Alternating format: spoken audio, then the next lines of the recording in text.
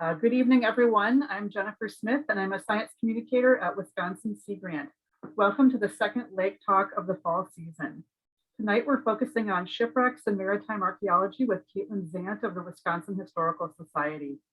As you might know, Wisconsin has the most individually listed shipwrecks of any state on the National Register of Historic Places, and they give us a unique view of Wisconsin history. So we're glad you could join us tonight to learn more about this topic. Many of you are familiar with Wisconsin Sea Grant already, but in case you're not, we're based at UW-Madison, and we also have field offices in various points around the state, including Green Bay, Manitowoc, Milwaukee, and Superior. And we're part of a national network of 34 Sea Grant programs. Before we really get started, just a few details. We have 1 hour, and that includes time for your questions. You can ask those questions through the chat box at the bottom of the screen. And feel free to enter those questions during the presentation as you think of them. And then when Caitlin's done with the presentation, we can just jump right in with the Q&A. Also, this session is being recorded in case you want to watch it again later or share it with someone else. And soon we'll be adding it to the YouTube channel for Wisconsin Sea Grant with captions. Now a few words about our speaker tonight, Caitlin Zant. She has been a maritime archaeologist at the Wisconsin Historical Society since 2014. She got her bachelor's degree here in Wisconsin at Carthage College, focusing on history, geography, and earth sciences, with a certificate in GIS too, I believe. And then she earned a master's in maritime studies and underwater archaeology at East Carolina University in Greenville, North Carolina. She's a member of the Register of Professional Archaeologists. And she's also a Sea Grant funded investigator currently working on a project called Boatloads of Lumber, which maybe we'll get into a bit later. And that involves the historic lumber trade on Lake Michigan, when the lake was like a busy water highway for the lumber trade between northern Wisconsin and northern Michigan and big cities like Chicago and Milwaukee. While tonight's topic connects us to Wisconsin's past, it's also part of our present, especially with the recent designation of the Wisconsin Shipwreck Coast National Marine Sanctuary along the Lake Michigan shoreline. And that's one of only 15 national marine sanctuaries in the US, and only the second one designated in fresh water. So that's a pretty cool and major development that's recent. But I know we're all eager to hear from Caitlin Zant. So without any further ado, I will hand it over to her. Thanks, Caitlin. Thanks, Jennifer. Hello, everyone. Thanks so much for joining in. Just give me 1 second here to get situated a little bit. Okay. All right. I'm just going to have my video, just give it a second. It popped out on me here for a second, so I will try to bring that back in, of course, right when I start. But tonight I'm just going to tell you guys a little bit about what maritime archaeology is, just in general, what we do with it, why it's important, and then also kind of why, well, that's zoomed out a little bit, but that's okay. Why, why it is we do what we do, and then also kind of working along with the different work we do here in Wisconsin, and kind of how we do that work specifically here.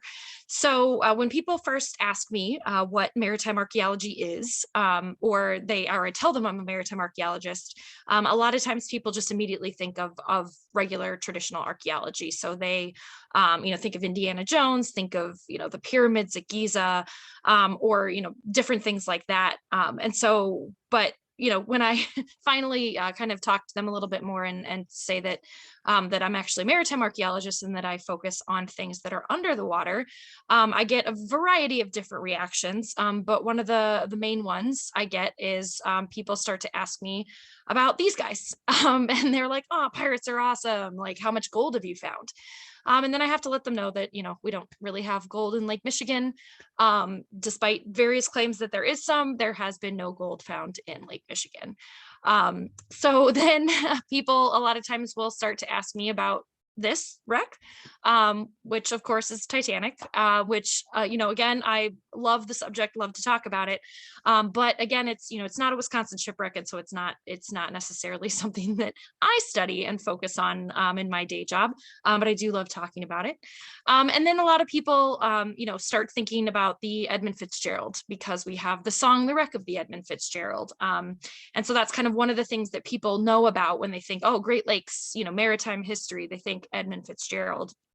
While Edmund Fitzgerald was built in Wisconsin, it only ever actually came to Wisconsin one time throughout its career, and that's where this picture was taken. And it was actually not doing any transporting of cargo that day.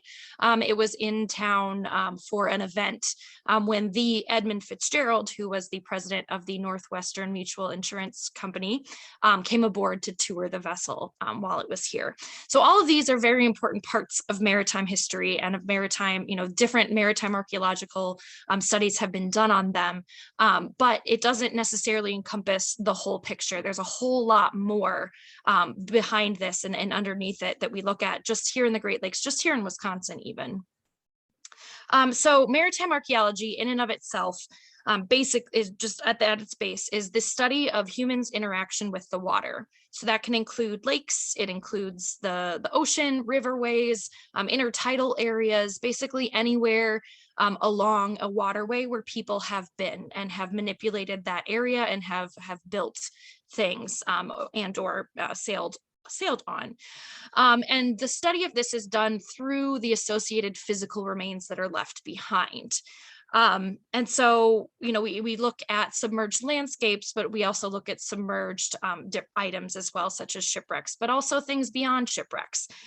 So we look at docks, prehistoric sites, port cities, harbors, different cargoes that might be deposited on the bottom. We also look at historic waterfronts themselves and different shoreline facilities. So that kind of range between the shoreline and then underwater, we cross that border a lot too and take a look at that as well. So we also look at things that are non-tangible, such as trade routes or the growth of different industries like fishing, to try to understand, how that developed and how that worked. We try to look at the growth of ports or the movement of people, because for so many years, waterways were the main mode of transportation for people. And so they, looking at the way people moved and where people settled really tells us a lot about the history of humans and the history of people in various areas. And we can understand how people moved, why people moved, where people moved. And it gives us this really good idea. So a lot of times, people then ask me, well, that sounds really cool. That's really neat, but why do you study it? What's the importance of studying something like this? And, as Jennifer mentioned, have a history degree. And so, kind of the age old answer of, learning about the past can teach you about the present and also, looking into the future. And to kind of understand how we got where we are. But archaeology really goes a step beyond that. And it starts to fill in some of the gaps that history has left behind. In a lot of cases too, it helps rewrite some of history. Because as we know, a lot of history is just written down from different people's perspectives. And so the way it happened, according to someone who wrote it down, may be different than how it actually happened, or just maybe the event was never written down. And so archaeology can really, help fill in that historical record and really help tells about people, over the course of different times, can fill in gaps, record or correct records, and really tell us the story of human history over thousands of years. And so with underwater archaeology, it kind of takes it even a step beyond that, because so much of human history developed along waterways that you have a lot of this development and growth and movement of people that happened in these areas. Some of them didn't used to be underwater and they now are, or vice versa. And so it's a really interesting way to be able to look at this growth. And it's kind of this, microcosm of understanding the development and the movement of people. Also with underwater, in many cases, things that have ended up underwater are much better preserved and maintain a lot longer than they would have on the surface. So like an old building might have been torn down, whereas, if a submerged dock, it's out of sight, out of mind, it's underwater, nobody thinks about it, and it's, been there for 150 years, as opposed to something that might not survive quite as long on the surface. Additionally, waterways are this, this main transportation corridor. We see them as this barrier now, but they were really the main way to get from point A to point B for much of human history. And so there's a lot of this, these physical remains that you can still look at, and it can really, tell the story. So how do we do this? One of the main things, we try to record shipwrecks or underwater, submerged cultural resources in great detail. We try to look at any and all artifacts that we can find in a particular area to try to understand what happened in this particular point.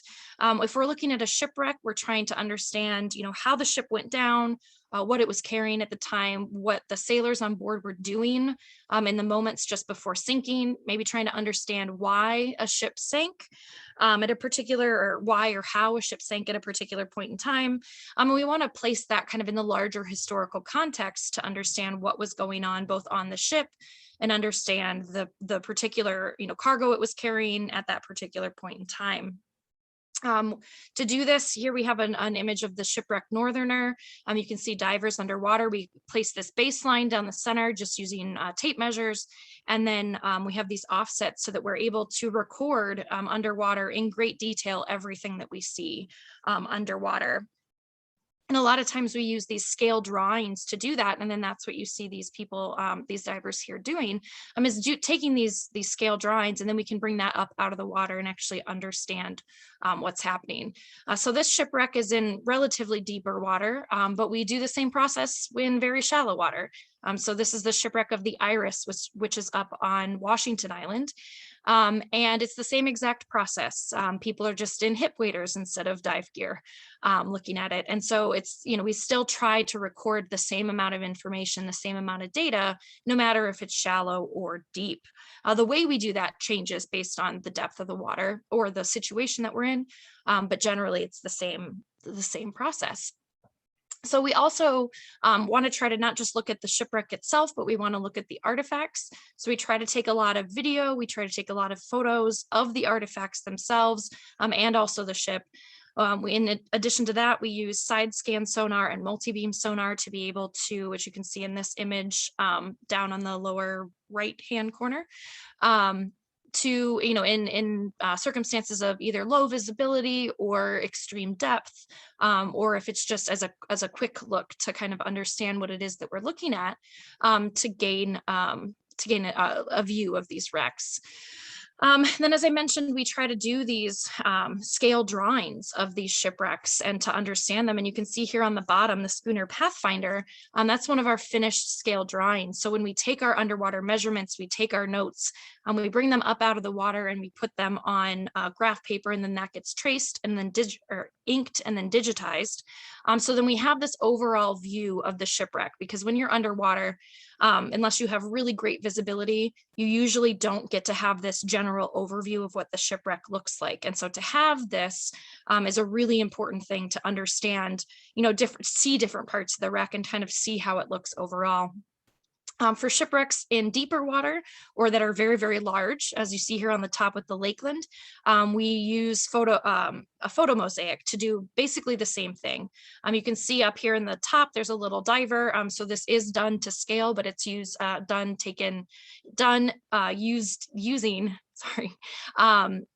hundreds of pictures. And so hundreds, sometimes thousands of pictures, and then they're all stitched together.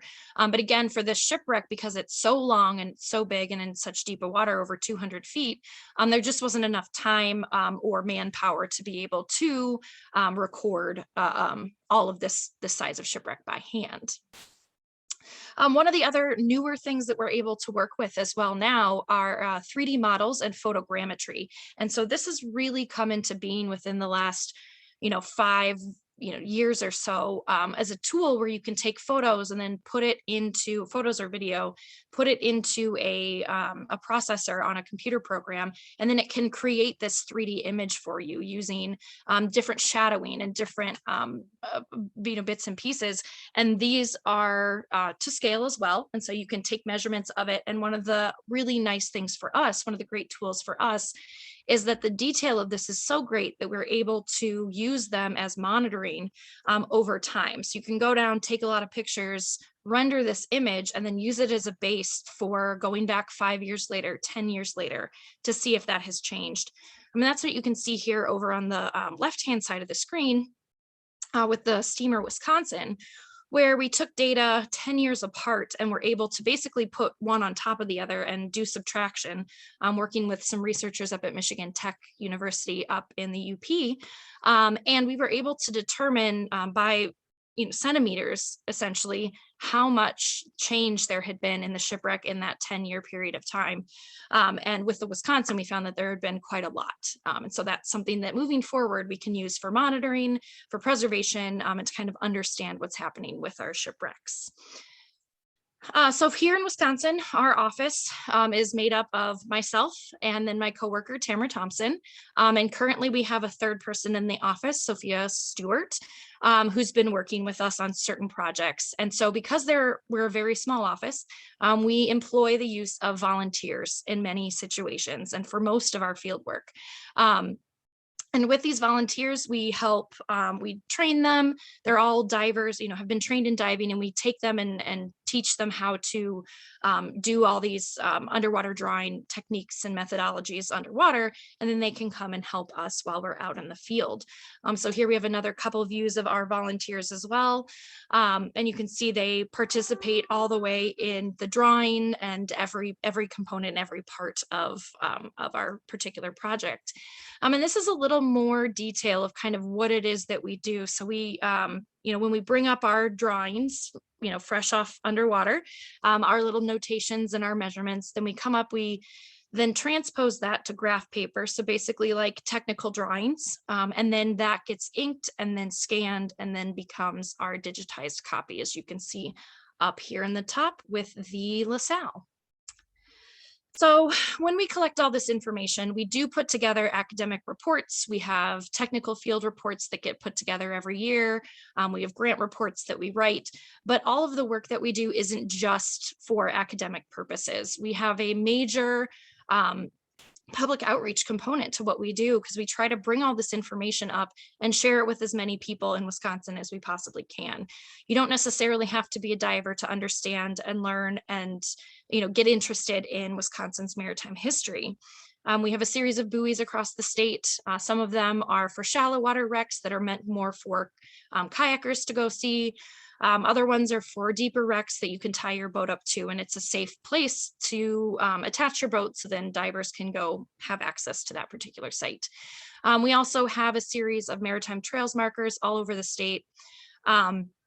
I believe we're up to 39 now of those maritime trails markers, and they are located in areas where there's a shipwreck just off or some sort of maritime related history just on shore. And then also we worked with the Wisconsin DNR to put a kayak trail together of shipwrecks. So we have many shallow water shipwrecks that are visible from a boat or from a kayak or snorkeling or swimming. And so we put together this kayak trail all along from that goes basically from north of Milwaukee all the way up through Door County, and kind of has all and then also up in Lake Superior as well. So it includes information about put-in points, takeout points, and then where the various shipwrecks are as well.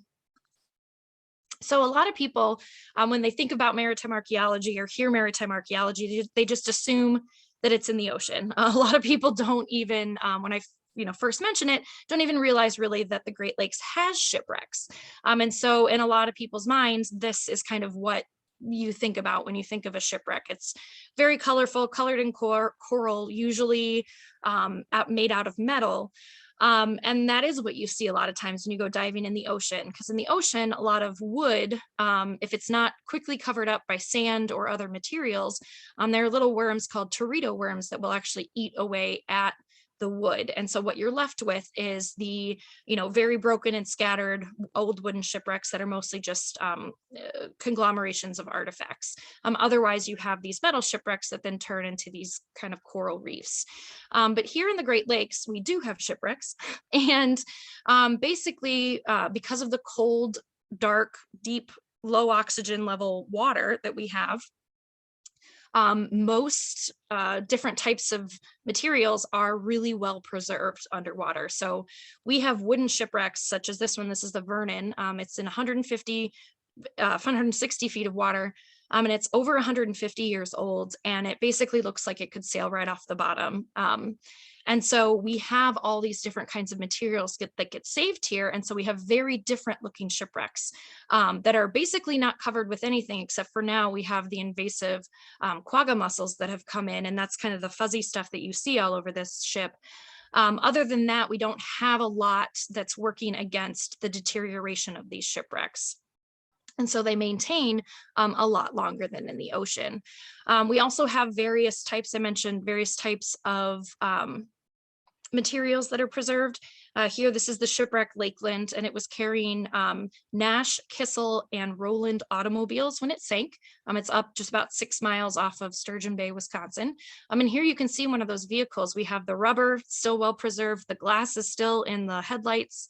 And basically the entire car is completely preserved as it is, except for being crushed a bit by the sinking. But we have, this in Lake Michigan, and then up in Lake Superior, we still have paint that's preserved. And so in most cases, a lot of the wrecks up there still have, not all, but most of the paint still visible, which is something that's really neat and you don't see in a lot of other places. So why does Wisconsin have so many shipwrecks? Really, Wisconsin is the terminus for the western terminus for the Great Lakes, especially before the opening of the Soo Locks.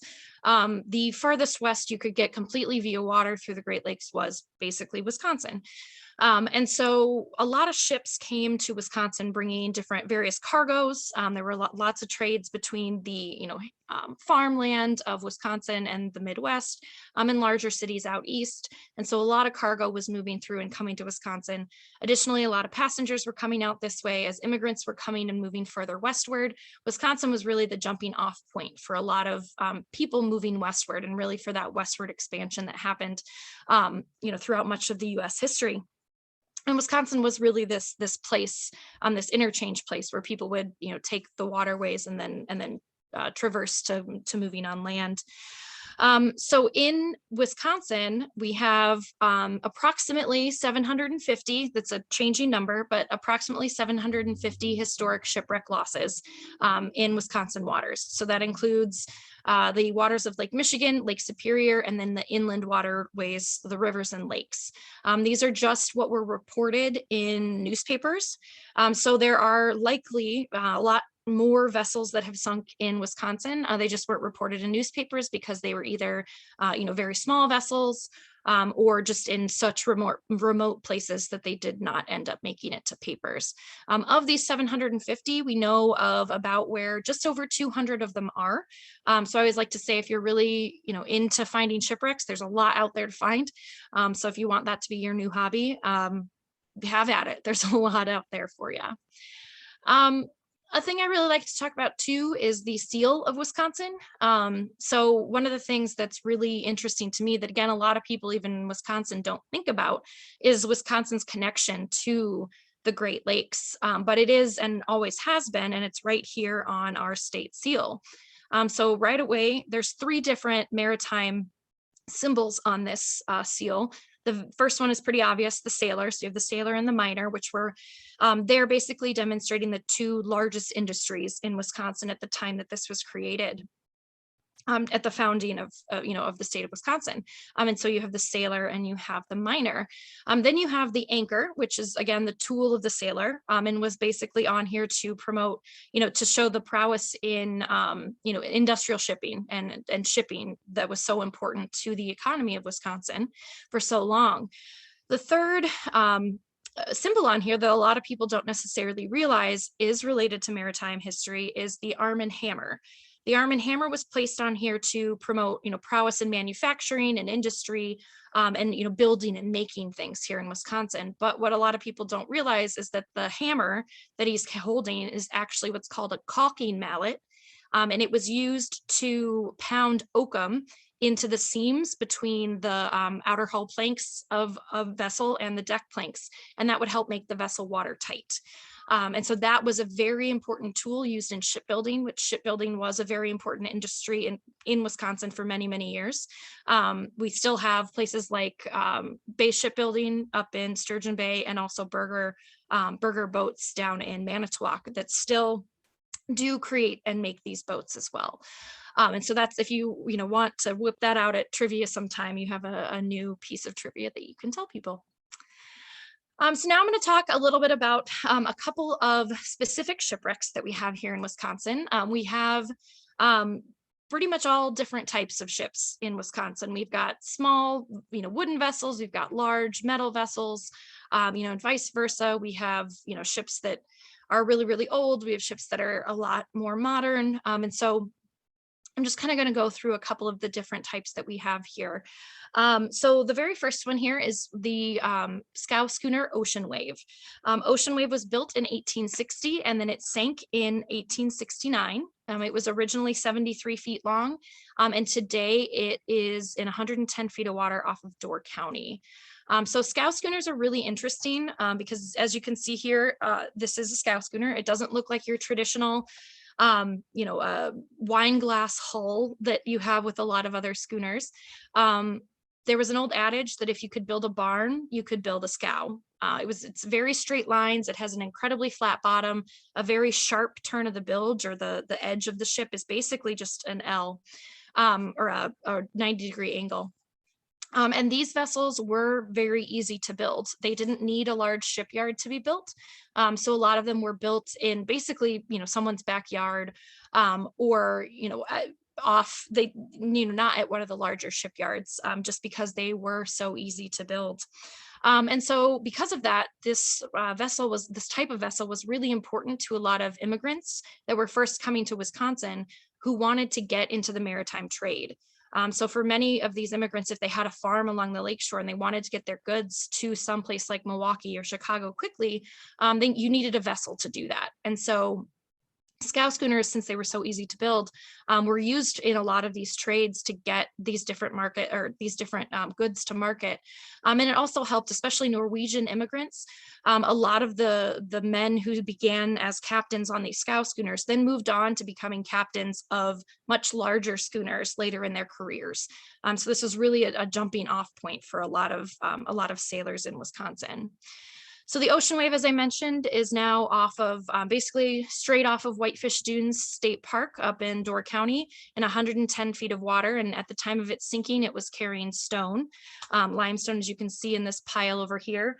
And the vessel, although kind of crushed, every component of it is still there. The cabin itself is filled with a lot of silt, but there are a lot of artifacts associated with this, different like crocks and things that were also being carried on the vessel at the time. And it's a really interesting vessel and a really interesting wreck site to take a look at. So now we go from very small to much larger metal ships. This is the Wisconsin, the SS Wisconsin, which I talked a little bit about before. But the Wisconsin was built in 1881 as one of 3 of the Goodrich Transportation Company's first iron-hulled vessels. And so the vessel was built by the Goodrich Transportation Company, and then ended up throughout its career being bought and sold numerous times. It had 9 different name changes until ultimately it was sold back to the Goodrich Transportation Company. Its name was changed back to Wisconsin, and then it sank in 1929 with still the name Wisconsin. The vessel was about 200 feet long, and today it rests in 125 feet of water, about 4 miles off Kenosha. So Wisconsin is a really interesting one, and I'm going to talk about 2 vessels that were kind of in this trade, the Cross Lake Michigan trade, because as we all know, Lake Michigan's kind of in the way. And as we all know, Chicago is very difficult to get through traffic-wise. It was no different back in the late 1800s. So cargo would get stopped in Chicago a lot of times because of all the train traffic that was moving through the city, and it led to significant delays.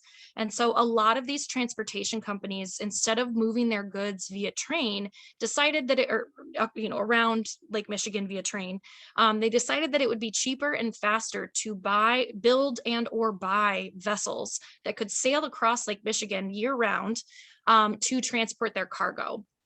So Wisconsin was part of this, and it was part of the earlier end of this of what was called break bulk cargo trade. And so what would happen is vessels or trains would pull up to the dock.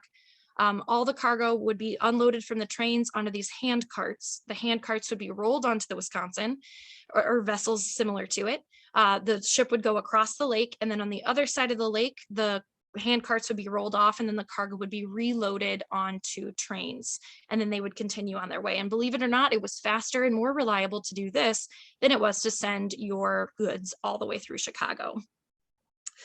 So as I mentioned, the Wisconsin had a very interesting career, and it was bought and sold many times. And one thing I like to talk about with the Wisconsin is that it was involved in a lot of kind of tangentially involved with a lot of US events that occurred during its 50-year career.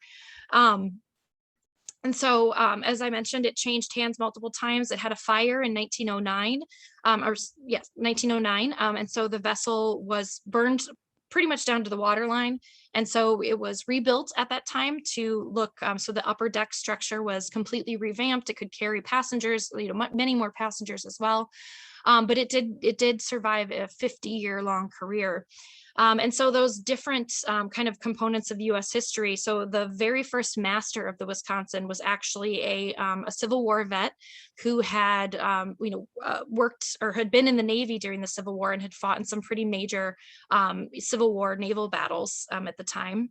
Henry Ford was also working as an apprentice machinist for Frank Kirby at the time of Wisconsin's build. So Frank Kirby was the designer of the Wisconsin. And so while we don't know for sure, it's theorized that Henry Ford was, working underneath the tutelage of Kirby at this particular point in time. And so that, Henry Ford maybe in his very early years did do some work with the Wisconsin as well. Wisconsin was also has ties to the Titanic. So at the time of this picture that you see here, the vessel was owned by the Crosby Transportation Company out of Milwaukee. The E.G. Crosby was actually the name of the vessel for a period of time. And so E.G. Crosby and his wife and his daughter were in Europe, and they bought tickets on Titanic. They came across, and then during the sinking, his wife and daughter were able to make it to lifeboats while Crosby was unable to. And so Crosby actually passed away in the sinking. Afterwards, his son took over the Crosby Transportation Company, but then back in Milwaukee, when they had their memorial service for him, it's believed that Wisconsin was one of the two vessels that was there where the memorial services were taking place at the time. And also the vessel was conscripted during World War I and went to the East Coast. Not a lot's known about what it did out there. It was there for about a year. We believe it was maybe used as a hospital ship at the time, but then it was sent back after the war, continued its cross-lake trade. And then the weekend or the week that the vessel sank, it was actually the same week as the stock market crash in 1929. There are actually 3 vessels in Wisconsin that sank within that same about 5-day period. And there was a series of storms that moved through. And so Wisconsin saw a really hard hit during that particular weekend. So today, as I mentioned, the Wisconsin is still remaining pretty intact and upright, about 4 miles off Kenosha, 125 feet of water. Here you can see a diver descending down onto the bow. Now, at the time of its sinking, oh my gosh, Wisconsin was carrying a lot of home goods. So basically, anything that you'd find in your modern big box store today. There were, rolls of tar paper for roofing. There were boxes of boxes of shoes, radiators, furniture everywhere. You can kind of see some broken furniture in the back. And there's a large hole in the side of Wisconsin from when the vessel was first found in the 1930s, some salvage attempts that were happening there. So you can get into the hold and see all of this, which is something really neat to see for me. Here you can see all the radiators just kind of stacked up, that were ready to be transported at the time. The vessel was coming out of Chicago when it sank. And so it's just something that really kind of brings it all home, because you see all these home goods that, anybody was used today. There's electrical cords, like extension cords, boxes of those as well, which for me, I mean, obviously it's 1929, there was electricity. But, it's just something that it kind of brings it to the modern, to the forefront of your mind. And, people, you always think, oh, these shipwrecks happened so long ago, but really 1929 was not that long ago. So the Wisconsin is really neat in that kind of sense. Wisconsin's also the one where we were able to do this 3D imaging with, and then do the degradation process. What we found is there's like a 60-foot long section of the side of the vessel that's now ripped off over the course of 10 years. The vessel we have found, is slowly starting to collapse in on itself. And so this is one of the ones that we're starting to monitor, or that we're continuing to monitor, to make sure that we can get all the information recorded on it before we ultimately lose access to different parts of the wreck, or different parts of the vessel. So now moving on to the Milwaukee. This is probably arguably one of the most famous shipwrecks that we have here in Wisconsin. The steamer Milwaukee was built in 1903, and it sank in a storm in 1929. This was another one of those that sank around the same time as the Wisconsin did. It was 328 feet long, and today it rests in about 125 feet of water, 6 miles northeast of Milwaukee. So Milwaukee, is generally called the Car Ferry Milwaukee, because it was involved in this same Cross Lake trade as the Wisconsin, except built a few years later. Companies decided, instead of the break bulk cargo method, they wanted these vessels to go even faster and to save even more time and money. And so they began to build these railroad car ferries, where entire railroad cars would get loaded onto the vessel, and then the vessel would go across the lake, and then they'd be rolled off on the other side. It was much faster. Ships could turn around, they didn't have to spend quite as much time in port, and then the transportation companies could make more money at the time. So Milwaukee had 4 sets of tracks all along her inside. So you can see the cabin structure up here, and then down the main body of the ship was all filled with rail cars. So the Milwaukee itself was there were a lot of theories as to what happened with the vessel when it sank. It maintained its almost 30-year career, got stuck in ice very many times, but always was able to make it through. These vessels had these very well reinforced bows so that they could operate through the winter, and maintain this year-long traffic. One of the things that really gets people about the Milwaukee is that it went out in a storm when most other vessels decided that they were not going to go out, because they were trying to keep to these train schedules. The captain, Heavy Weather McKay, decided that he was going to go out into this storm, and they were never heard from again. Different things and pieces and lifeboats and bodies and pieces of wood washed ashore in the days following the storms. One of the things that washed ashore was this watertight box. And in this watertight box, they found a note. So this is one of the only substantiated notes in a bottle that's been found. And so this particular note gives a few details about what happened. It was written in the purser's hand just before the sinking. It's dated, or it's the time that it's stamped is 8:30. The bodies that washed ashore, all their watches were stopped at 9:30. So it's believed that that's when the vessel sank, was right around 9:30. So this message basically reads that the sea gate is bent in, which was the gate that they could raise and lower on the back end. The flicker, or the crew's quarters, is flooded. And that things look bad. And so there's been, since the vessel was found in the 1970s, there's been these claims that the rail car broke loose. There's been a lot of theories as to what happened, why it sank, that a rail car inside broke loose and kind of broke the sea gate wide open, and then that allowed water to get in, and that's ultimately why the vessel sank. According to this note, the sea gate was bent inward. When the vessel was found, the direction of it was showing that, and this note mentions that they were headed back to Milwaukee, so they had decided to turn around.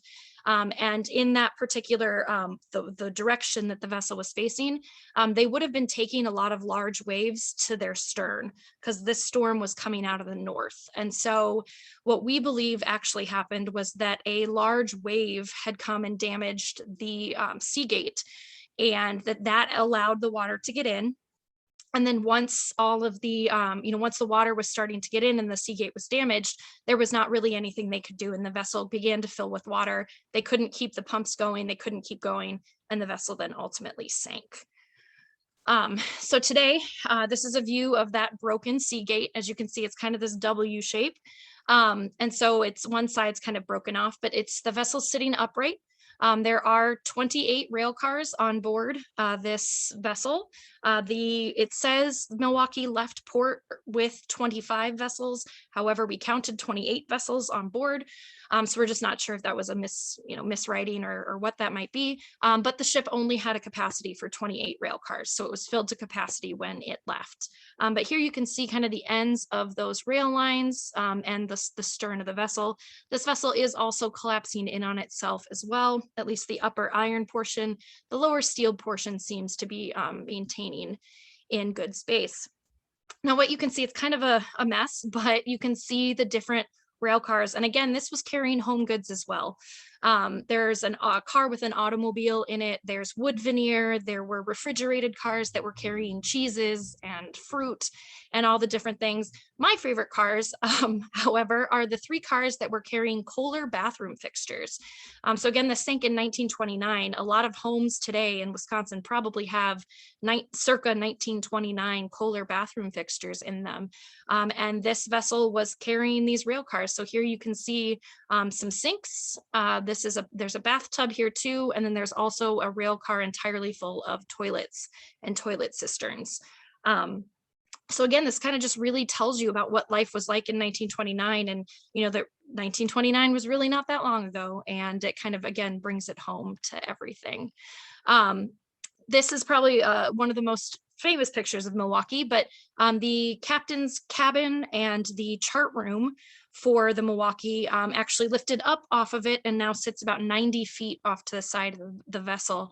And you can see some of the, the captain's, it's very broken and the roof is gone, but you can see some of the artifacts still in there associated with the captain's cabin. The pilot house itself, at the time of the sinking, busted off and actually floated to shore. So that was recovered back in 1929 as well. So then just very briefly, I'll talk about 2 other types of ships we have. A really unique type of ship that we have to the Great Lakes here is what's called a canaler or a sailing canaler. So this is the Walter B. Allen, which was one of those vessels. And canalers were built specifically to fit into the 2nd generation Welland Canal, which is the canal that connects Lake Erie and Lake Ontario, and allowed vessels to come completely by waterway all the way through. And the reason that these are so special is that these vessels were built literally within inches of the definition, the size of the locks themselves. So you could get as much cargo as humanly possible in through each vessel, through each passing through the Welland Canal. So the Walter B. Allen was built in 1866 and it sank in 1880 and it is 142 feet long. And so today it rests off of about 7 miles northeast of Sheboygan and 165 feet of water. So this interesting story about this one is that this was not the first place the vessel sank. The vessel originally sank off of the Manitou Islands over in Michigan, but they brought a pump up from Chicago, they refloated the vessel and they started to tow it to Wisconsin to be able to undergo repairs. However, when it got to Manitowoc, Manitowoc said, well, we don't have enough room to offload your grain here, so you're going to have to go south to Milwaukee. And so while it was en route from Manitowoc down south, the pumps were unable to keep up and a storm came up. And so it swamped the vessel and then the vessel ultimately sunk with the pump still on board. You can see this, it's a $5,000 pump from Chicago that is now sitting on this vessel. And so that's why this vessel now resides in Wisconsin waters. We like to use this one as an example for, that not every shipwreck that we have here in Wisconsin necessarily has ties to Wisconsin, as this one was basically just passing through and sank in Wisconsin waters. But it's really exciting that we do have this type of vessel there. And the really interesting thing about these is specifically how they were built. And basically any canaler, it's like you can check off a list and be like, yes, it has this, yes, it has this, yes, it has this, that is a canaler. So the original, I like to call them the original transformers because they had different components that could be, that were hinged, that could be brought in aboard the vessel, and then when it was in the lock, and then expand when it got out of the lock so it could still continue sailing. I've got a couple of examples. Here's the canaler, a historic image of a canaler being towed out of one of the Welland Canal locks. As you can see here, the bowsprit is raised up a lot more than it would normally be for sailing. And that was so that, again, the vessel you could build your vessel longer and be able to fit it inside this particular confine of the lock. And so the bowsprit could be raised and lowered. It had actually a rounded end to it, so you wouldn't have to unstep it. You would just lift it up into the rigging a little bit more. And here's a drawing of those vessels. You can see it has an incredibly bluff bow, incredibly flat sides. The bottom is very flat. It basically looks like a box because the lock was a box, and these vessels fit pretty much exactly into that. You also had the davits off the stern of the vessel where the workboat was, the yawl boat was held in place. Those were all hinged and could be brought in to bring the yawl boat onto the stern of the vessel. A lot of them also had rotating iron davits as well that basically did the same thing. The catheads, which held the anchors, those also were hinged, and those could be brought aboard as well, or at least lifted up again to fit into the lock. And then, as you can see here, there were pins that, different mechanisms for locking the bowsprit in place. So those could just be lifted, and then the bowsprit itself could be lifted upright, held in place while it went through the lock. And then when they were ready to sail on the other side, they would, put the bowsprit back and then relock it into place so they could continue sailing.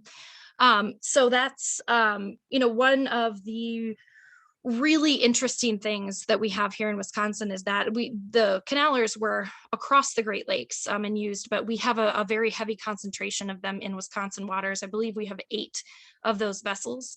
And it's really interesting because it tells this story too of the grain and grain, coal, and lumber, or not, sorry, yeah, lumber trades in the Great Lakes. And so all these goods from the Midwest, such as grains and iron ore and different things, were being taken out east so that they could fuel the cities in New York and along the eastern seaboard and Buffalo and everywhere, whereas then the vessels would come back this direction with coal to then power all the building basically of cities like Chicago, Milwaukee. And it's really this symbiotic relationship that happened, and the vessel that allowed that to happen really was these canalers.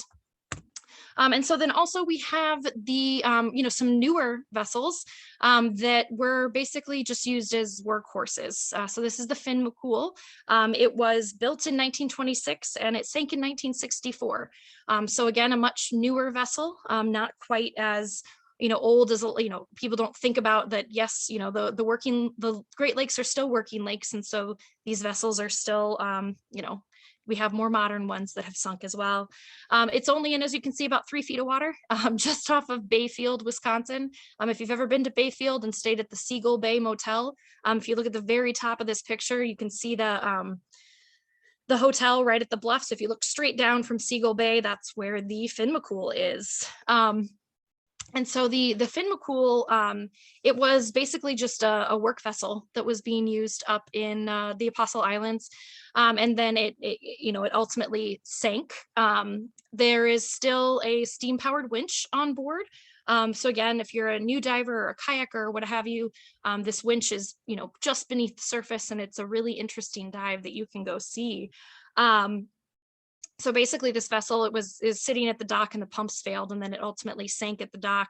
And then instead of raising it and using it, it was old at the time, they towed it out a little bit just outside the harbor, and then just kind of let it sit there and sink. So it's right outside the where the boat launch is in Bayfield.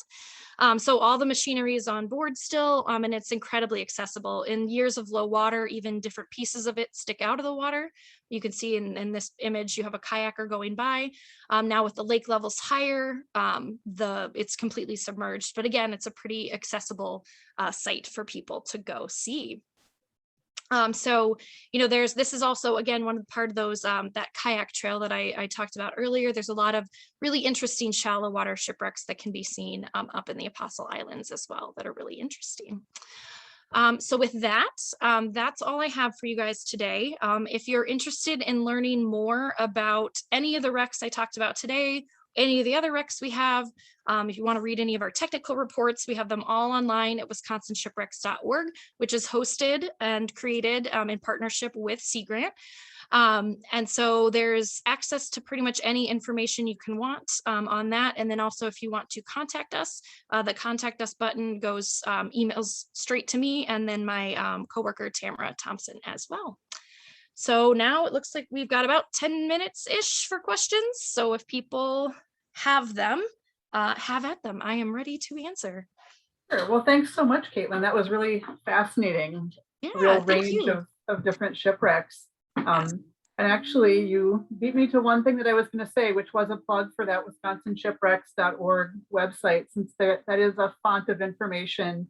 It has a search engine, so you can search on specific wrecks and find all the details, such as, when a vessel was built, when it sank, how that happened, a lot of these details, where it's located now, if known, et cetera. So that's just a really good resource for people to check. We do actually have a lot of questions, so I'm not really going to ask my own. I'm going to try to get through as many as I can of the ones that people typed in. One does have to do with that Lake Superior kayak trail. Yeah. Where can people find information about that? Yes. So if you basically if you go to Google and you type in the Lake Superior Water Trail, the Wisconsin Lake Superior Water Trail, because there is a Michigan one as well. The Wisconsin Lake Superior Water Trail, it should bring up a Wisconsin DNR website, and then you can have access to that. I know that there was an interactive online version. I'm trying to remember if the last time I visited, if it was down or not, but they do have all of the information up there as well. So they have a different way to access it, I think now, but if you go to that page, that should have all the information. Similarly, if you're looking for the Lake Michigan one, it's the same way. You just type in the Wisconsin Lake Michigan Water Trail, and then that will take you to the DNR website. And then that does have they updated that one more recently with the different interface. And so that one I know is currently working if you're interested. Okay. So we've got I can try to find the link too. Oh. I should have those ready. But okay. Well, for now, I'll just kind of jump ahead to one of the questions here, just because we've got a lot. One references the Griffin, which, if people aren't familiar with it, I did a little quick searching myself. It was built and sank in 1679. So Dean's question is, until the Griffin is rediscovered, what is the oldest shipwreck on the Great Lakes? Oh, on the Great Lakes? That's a great question that I probably don't know the answer to. There are some, there's some War of 1812 shipwrecks out in Lake Ontario. And because until the Welland Canal was built, there wasn't as much, there was still a lot of trade, going through to the Western Great Lakes. But the earliest vessels that came into the Great Lakes region came into Lake Ontario. And so they have some of the oldest shipwrecks. Lake Erie also has some very old shipwrecks. But they, I don't know the exact answer to that, but it's sometime around the probably, late 1700s, early 1800s, right around there. But I do know there are some British warships located in Lake Ontario that sank during the War of 1812. Okay, interesting. Another person writes, Kay asks, because I'm also interested in genealogy, I'm curious as to how many ships sank that were carrying immigrants to the interior of the country. Have they all been found? If not, how many have been found? So what do we know about any vessels that might have been carrying immigrants to this country? Sure. So a lot of those vessels, made it to port. And so, all of those records and everything, should still theoretically exist. We do have information of a couple of One of the major vessels that was carrying immigrants that sank in Wisconsin is the Phoenix. And it was carrying about 300, I believe, Norwegian immigrants at the time, and it caught fire not very far offshore near Sheboygan, but in winter. And so people tried to jump off and were ultimately in the water, and they either drowned or got hypothermia from being in the water. There were quite a few survivors from that as well. So we have some information of that. The vessel itself was towed into Sheboygan and sank in the harbor. And then we believe a parking lot was built over the top of it sometime in between. So somewhere near the harbor, the current modern day harbor is, under a parking lot somewhere is the remains of the Phoenix. But we have there were a lot of artifacts that were saved. Either they washed ashore or the survivors did take that. So I don't know that we have exact records of who all was on board the vessel. We know who all the survivors were, but because there were 300, I think the vessel, excuse me, the vessel was also overpacked. And so I don't know specifically if they had an original manifest of who all was on board. They do have a list of who all were the survivors. Most of those survivors ended up in Belgium, Wisconsin. And so they kind of created their own community in that area. But so that was really one of the major losses that we had. But the Wisconsin Maritime Museum has a really great, they have a lot of the artifacts from that particular shipwreck, and they have a lot of information about it as well. And they've got a really great kind of archive up there as well. And so you can probably get in contact with them if you're interested in that one specifically. In terms of in general, all the immigrant vessels, there's, different ports had records of the vessels that came in. So if a vessel was going to, like, say, Milwaukee, then the port of Milwaukee would have had those records, or if it went to Chicago, or if it went to, somewhere else. A lot of those records are housed at the National Archives in Chicago now. And there's actually, I believe, a plan to get some of those digitized. But that also includes things like, how many vessels came in carrying grain and how many vessels came in carrying wheat and that kind of stuff. So yeah, we haven't come across that in our work a whole lot in terms of the genealogy side, but we do, different people have come forward and talked about, oh, my grandfather was a captain. And, we've got a lot of information about that we're starting to work through as well. So there's a lot of really interesting, family history, because a lot of these captains or, immigrants or whoever might have come through stayed in Wisconsin as opposed to moving on. So. Okay, interesting. The next question touches a little bit on something you mentioned, that we have historical records that indicate there is a shipwreck, but it hasn't been located yet. So essentially there's, about shipwrecks, but you just haven't found them yet. So this person asks, what are some of the vessels that haven't been located yet that you're hoping to find? Is there anything that you're personally really hoping that someday somebody will find? So out there? My go-to answer for this was just found this summer. So I always used to say the Pere Marquette 18 would be an amazing find, because it's another railroad car ferry. And it sank. It was built earlier than the Milwaukee, and it sank earlier than the Milwaukee, and is actually the reason that railroad car ferries had to have that sea gate on the back end. But that was just found this summer by Ken Merriman and Jerry Eliason, located in Lake Michigan, in Wisconsin waters, which is exciting. Just kind of off of the Port Washington, Sheboygan area of it, very far offshore. And so that was always my go-to answer. But there's a lot of other really cool ones out there. So there was a shipbuilder out of Michigan called James Davidson. And if anybody's seen me give talks before, he's considered a master shipbuilder who built these massive vessels out of wood when everybody else was building them out, was switching over to building out of iron and steel. He had some steamers that were like the Appomattox, Australasia, a few other ones, these steamers that were over 300 feet long, entirely made out of wood. They're just massive. And so we have 8 recorded losses of Davidson vessels in Wisconsin, and we found 7 of them. So there's one out there still, the Polynesia, that's somewhere. Supposedly somebody has, like, in our records, somebody had found what they believe to be the Polynesia, but we don't have like the location or the numbers, and that's never been like corroborated. Like, we've never been out to look at it. But to me, that one would be really cool because it would kind of close our discography basically on Davidson ships. And his ships are really interesting because as you look at them, you can see kind of the evolution of his design. So like, people will look at Frank Lloyd Wright as a builder and kind of look at his early stuff into his mid stuff and then into his late stuff. And so that's kind of what we've been able to do with Davidson.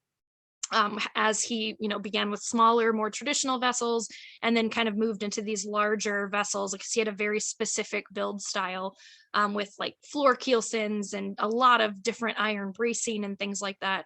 And so we can see this transition. And so finding that the Polynesia would be really cool. So that's my new go-to answer after the Pier Marquette 18 was found. Sure. Okay. This next question, I think I know the answer to, but I will pose it to you. Do you allow companies to salvage lumber from sunken ships? We do not. So any shipwreck that has sank in Wisconsin waters is, on Wisconsin bottomland, is protected by the state of Wisconsin.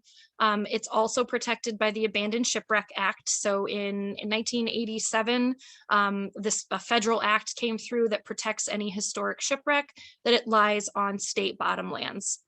Wisconsin, actually before 1987, Wisconsin had its own preservation laws that protected shipwrecks since since really, a lot since like the 1960s and even before that, protecting these sites underwater. And so some of these sites are also protected as grave sites because we know that, certain number of people lost their lives on them. So they're designated as grave sites and protected in that site or in that way. But in terms of salvaging any artifacts or any lumber or anything like that from shipwrecks, that is not allowed if they are on state bottomlands.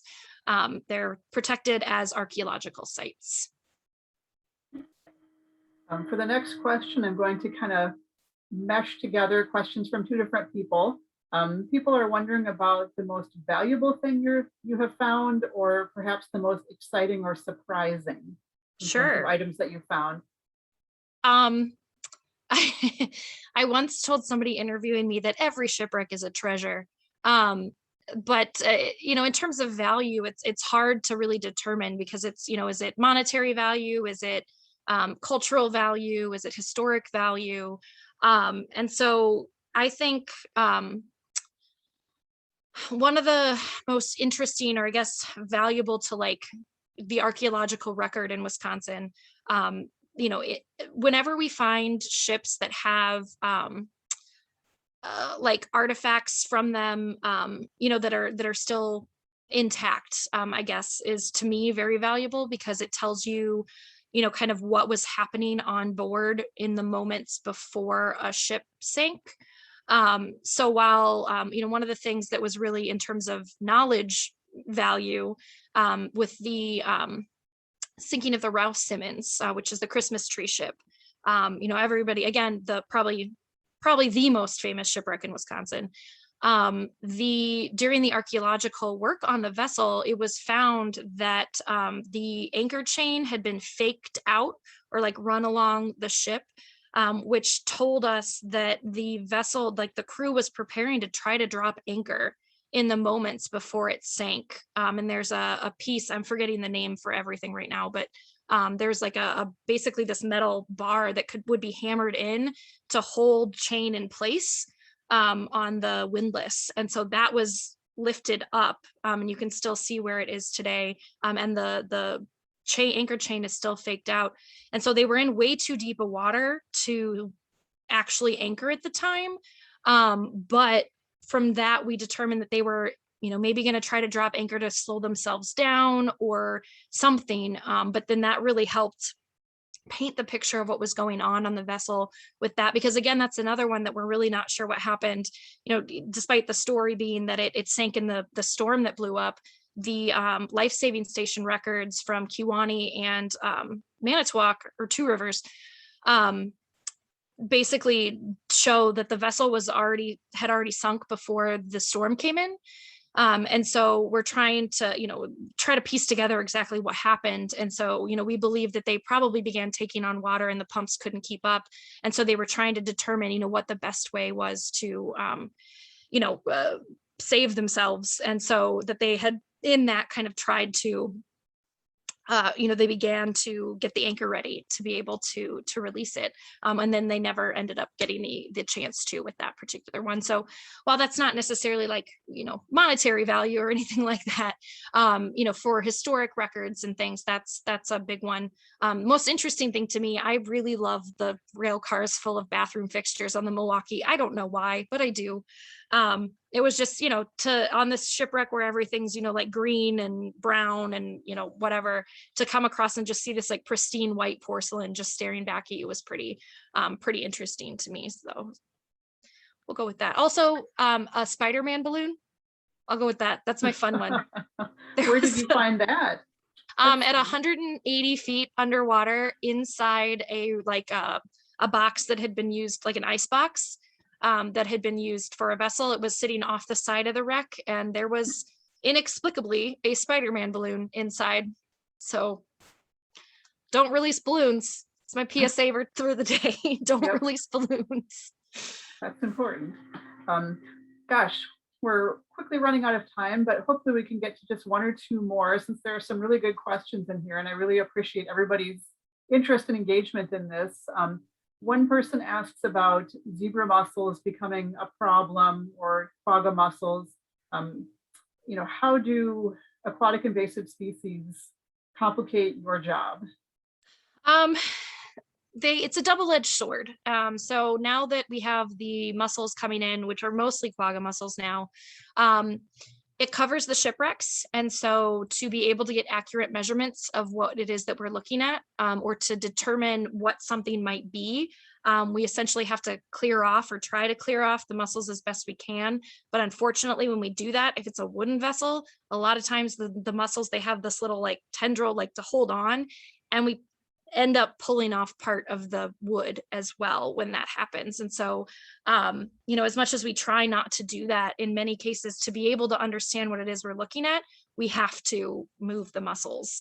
And now that the quagga mussels are coming in, there's a lot more inside shipwrecks as well, where zebra mussels didn't really go. So that's kind of just getting harder and harder, is that you have these like sometimes inches thick layers of mussels that are hanging onto these vessels. And so that makes it difficult. Additionally, we have kind of theorized that the reasoning for all these metal shipwrecks beginning to collapse in on themselves really at a more rapid rate in the last 20 years is from this introduction of invasive mussels, because they create carbonic acid. And so carbonic acid buildup along a metal wreck, we believe that that's actually actively degrading the metal, and then it's more susceptible to currents and weather patterns and things. So unfortunately, we believe that we're actively losing a lot of our metal shipwrecks to that. But on the positive side, the water is much clearer. There's a lot more light, and so we can visibility is a lot better in the lakes, and so we can see a lot more than we were able to see, say, 20 years ago. And that makes doing photography, photogrammetry, 3D modeling, a lot of the different kind of more modern monitoring things a lot easier to do, because now there's less particulate matter in the water. Okay, well, I think we're going to have to go with just one last question, because we're slightly over time. I talked too long. So many good questions here, though. I mean, there's really a lot to talk about. So I'll just do this final one. What party bears legal responsibility for a wreck, say for environmental impact or anything like that? Maybe with some of these older shipwrecks, it's moot because companies are defunct and there's no one responsible anymore. But that's an interesting question. Who is legally responsible for a wreck? It is, yeah. So basically, when a ship sinks, it's still owned by whoever owns it. So like the owner still maintains ownership of the vessel, and the owner still maintains ownership of the vessel until they either give it up or it's been 50 years. So, you know, when a vessel sinks, an owner can try to raise it if they want. They can try to, you know, with more modern, there hasn't necessarily been, because there haven't been as many wrecks in modern times. You know, there are concerns with like, you know, gas leakages and different things like that. With the older ships and sailing ships, especially, you didn't really have that as much. Plus, in like the 1800s, nobody really thought about that, basically. Um, you know, they would purposely abandon vessels in the lake. But ownership maintains with the owner of the vessel, unless the owner gives up that. If there is no owner or the owner decides they don't want it, then it rests with the insurance company. In a lot of cases. And so then the insurance company maintains ownership of the vessel until it's been 50 years or until the insurance company like gives up the rights to the ship, which has happened, you know, can happen too. But generally the cutoff for a historic vessel and when it becomes protected by the state is 50 years. Okay, well, thanks for that. I think we're going to wrap it up here, but just as a reminder, you know, places to learn more are wisconsinhistory.org, as is noted on this slide, also wisconsinshipwrecks.org. Go back to that one. And then I believe there's a new shipwreck program coming out in December on PBS Wisconsin. There so people is. can look for that on public television. You know, it's just a really rich topic with a lot to talk about. And then I see Caitlin has the slide back up, wisconsinshipwrecks.org, just a nice collection of information about specific vessels, but also places to learn more, like the maritime museums in various places around the state, maritime markers. You know, there's just a lot to dig into here in case you feel like getting out and about to learn more, whether you dive or not. You know, you can go to museums and learn there. Many ways to learn about this topic. So thanks so much, Caitlin, for doing this and for taking the questions. You're really welcome. appreciate it. Yeah, thanks for having me. And if people do have questions that I didn't get to, again, if you go to the contact us button on this website, and just you could and hit contact us, it will send an email to both myself and Tamara. So if there's a question you're just dying to get an answer to, you can ask it through there. I'm more than happy to answer them via email. So thanks again for having me on this. This was great. And thanks everybody for joining in. I really appreciate it.